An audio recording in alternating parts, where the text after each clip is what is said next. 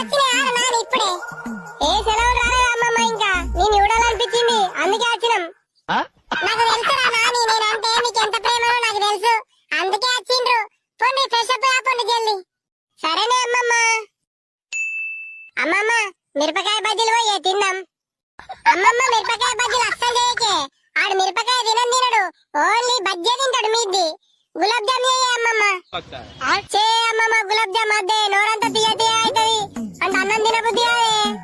పప్పు షారు వేసుకొని మిరపకాయ బజ్జీలు అంచు కంటించుకొని తింటే కమ్మగత్తదే అమ్మమ్మ.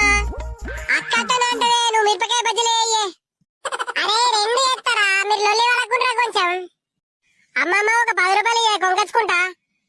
కొంచెం అయితే అన్నమే తింటాం కదా బేట, ఆ దుకాణంలో మంచిగా ఉన్నాయిరా అద్దు. అబ్బా అమ్మమ్మ ప్లీజ్ ఇయ్యే. సరే సరే ఇత్తా ఆగు. అరే వేస్ట్ ఫెల్లో, అమ్మ పైసలు అడగద్దన్నాయారు అమ్మమ్మని, మళ్ళా అడుగుతున్నావు. నేను అమ్మ చెప్తావు. నీ అమ్మ బక్క మొగం నువ్వు పుల్ల వేయడానికైతే ఫస్ట్ వస్తావే. 10 రూపాయలు ఏమైతుంది